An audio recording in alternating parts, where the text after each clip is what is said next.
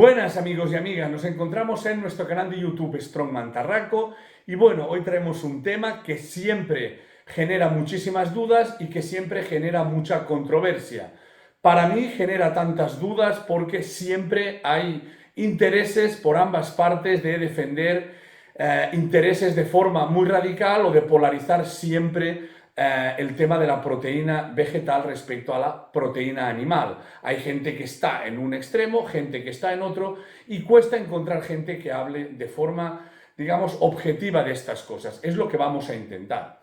Ya hablamos de ello en el famoso documental de Game Church, que para mí, pues bueno, era producto de sensacionalismo absoluto. Ahora parece ser que va a salir la segunda parte. Ya lo comentaremos. Yo ya comenté en ese momento que cambiar la proteína animal por proteína vegetal no te hacía duplicar el peso en la prensa, ni te convertía en el hombre más fuerte del mundo, como pretendían hacer creer que era el amigo Baboumian, un atleta alemán que está y ha estado siempre extremadamente lejos de eso. Entonces creo que este sensacionalismo al final hace más daño que otra cosa, porque crea un efecto, digamos, contrario de atacar.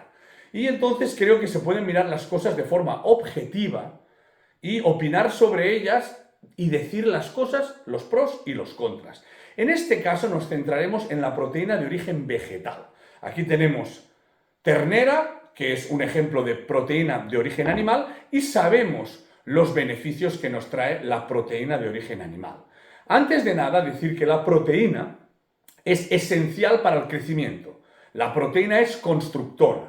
La proteína es anabólica. Sin ella no podemos crecer a nivel de hipertrofia. No podemos crear tejido muscular. Por tanto, es un elemento absolutamente indispensable. De aquí que la polémica sea siempre constante en ese aspecto, porque la proteína de origen vegetal en principio tiene ciertas desventajas respecto a la proteína de origen animal. Para mí, y siendo absolutamente objetivo, la proteína animal tiene ventajas respecto a la proteína de origen vegetal.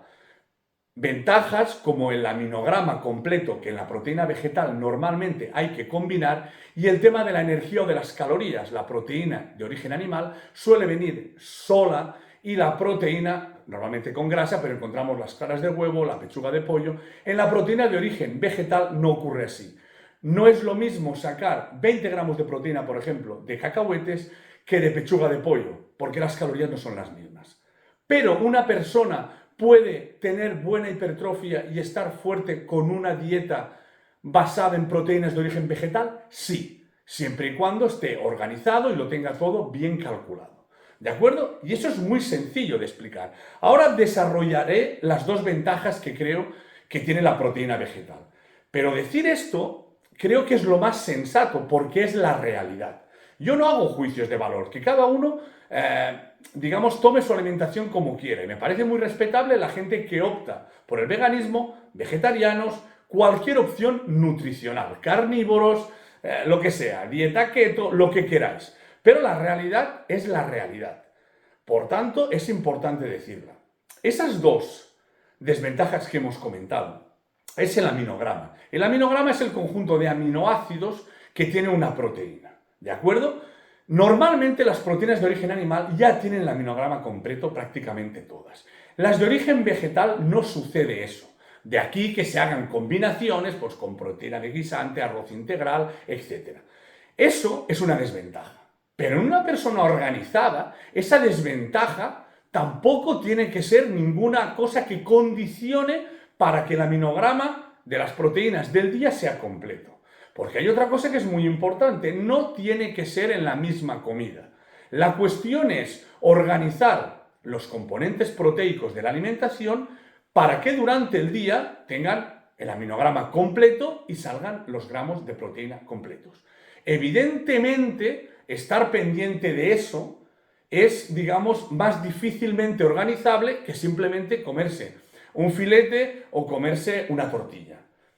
Pero si una persona, por lo que sea, opta por esa opción, bien porque sea vegano, por temas éticos, bien porque sea vegetariano, bien porque quiera reducir el consumo de carne, que esa es otra historia por los motivos que sea. Si realmente lo quiere, no cuesta nada organizarse bien. Y entonces simplemente hay productos de origen vegetal que sus proteínas deben ser combinadas para que tenga el aminograma completo. No hay más. No hay ninguna cosa insalvable, ni algo que digas, no, esto me limita absolutamente y ya para siempre el crecimiento muscular. Eso no es así en ningún caso.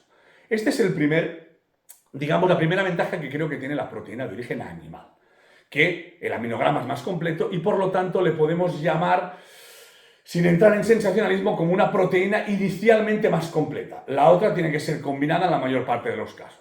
Repito, es una realidad, pero no es insalvable. Y la segunda, que para mí creo que es la más complicada, sobre todo para una persona que quiere tener una ganancia de masa muscular alta. Porque aquí entramos ya en ese elenco de qué es hipertrofia, cuánta. Porque claro, ¿cuál es el problema? Que la proteína de origen animal suele venir sola. Para que me entendáis, tenemos opciones como las claras de huevo, que la proteína viene prácticamente sola. Luego, si añades el huevo completo, tienes grasas saludables. De acuerdo. Tenemos el pescado azul, el cual tiene proteína de calidad con grasas saludables. Pero el blanco tiene mucha menos grasa. No tienen hidratos ninguno de ellos.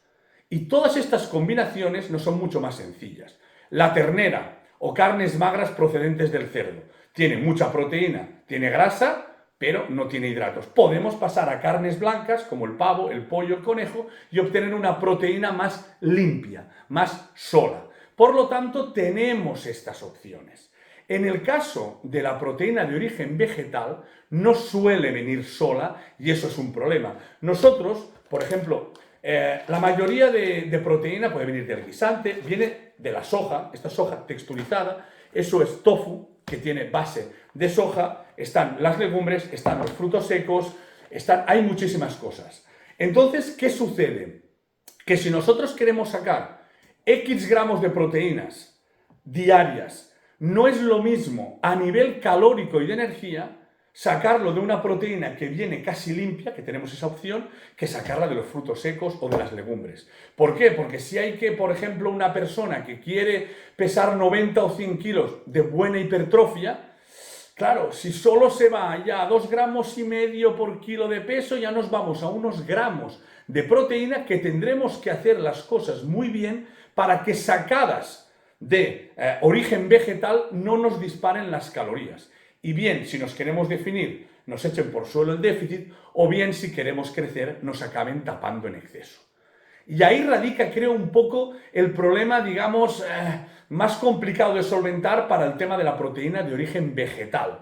Que claro, si nosotros, los cacahuetes, ok, o la quinoa, que tiene también buenos componentes proteicos, buen nivel, hay muchos, los altramuces tienen muchas proteínas. Ahora bien, si un componente también como las legumbres o como los frutos secos, que son sanos, tienen proteína pero son muy calóricos, si queremos sacar la misma proteína de garbanzos o de alubias o de lentejas, ¿qué sacaríamos? O de lentejas con quinoa o con arroz, ¿qué sacaríamos de una proteína que pudiera ser limpia como una carne blanca?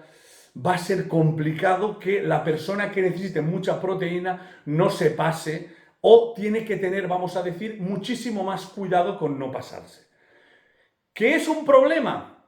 Sí, lo veo como un pequeño problema, mediano, insalvable en absoluto. Por lo tanto, para mí la diferencia es esta, el aminograma y la calidad, si queréis llamarla, de las proteínas y la energía que para sacar X gramos de proteínas es diferente entre la vegetal, que es más alta, y la de origen animal, que es más baja. Lógicamente, dentro de las proteínas de origen vegetal, ahora, como la eura, como el tempe, que procede de las legumbres, es un fermento, hay muchos tipos de proteína y allí evidentemente entran los procesos, es decir, los procesados. Entonces aquí quizás habría que empezar ya a dilucidar si las proteínas de origen vegetal, digamos, girar también la vueltecita a la tapa y mirar. La eura es una marca en sí, que son procedentes de la soja también y simulan carne, vamos a decir. Claro, hay muchos tipos y muchos no son procesados saludables. Creo que el veganismo ha llegado a un momento que los procesados, claro, y la gente relaciona, no, vegano con saludable, cuidado. Se puede relacionar veganismo y salud, como hemos dicho alguna vez. Si alguien come grasas saturadas, come mucho cerdo, come fritos y demás, y pasa a una dieta vegetal, lógicamente gana salud. Eso es una cosa que aceptamos, pero es diferente ya si la persona come bien con proteínas de origen animal y saludable o al revés. Entonces ya la cosa se equipara. Pero si la proteína vegana es sacada de procesados con macros que yo me he fijado, porque llevo gente que es vegetariana y vegana, con procesados que tienen unos macros que asustan.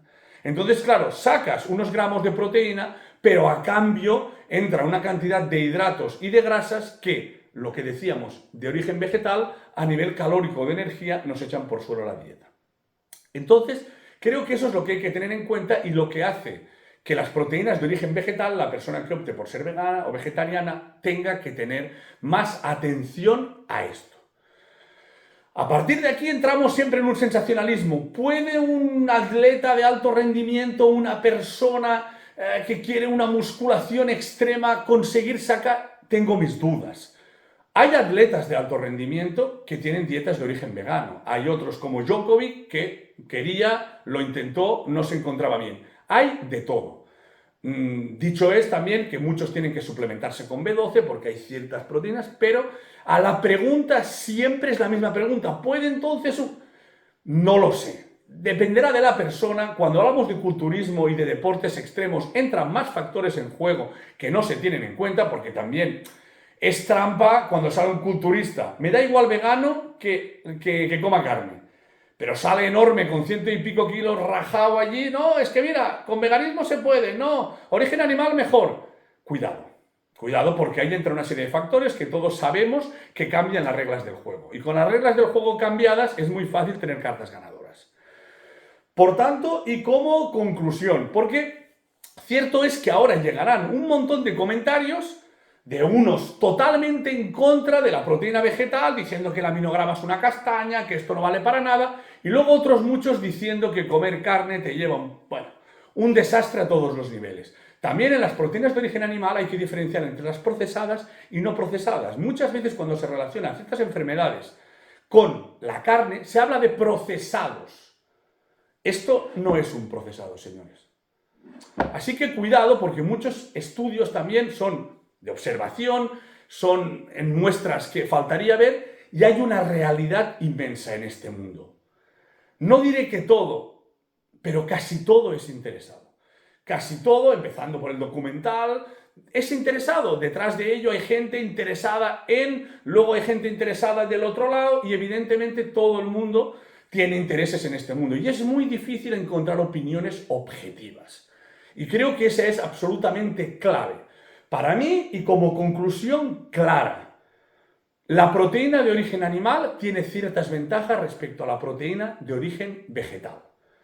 Ahora bien, ¿se puede estar fuerte, tener hipertrofia y llevar una buena alimentación utilizando proteínas de origen vegetal? Sí, pero necesita de una organización y de una estructura un poco más medida. Pero es perfectamente posible.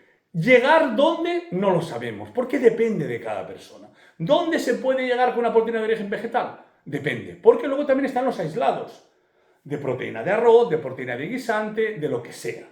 Y ya también se puede contar con ello, porque esa es una de las grandes soluciones al segundo problema que hemos dicho aquí, que es cuando necesitas X proteínas, ¿cómo llegas si las tienes que sacar de los frutos secos, de las legumbres o de la soja texturizada o del tofu? Hay muchos, porque de tofu he visto de todas las maneras que dentro llevan olivas, entonces cambian los macros. ¿Cómo lo conseguimos? Como lo hacen las personas que comen proteína de origen animal, con aislados de origen vegetal, procedentes de la soja, procedentes del guisante, procedentes del arroz. Y eso también existe en las proteínas de origen vegetal.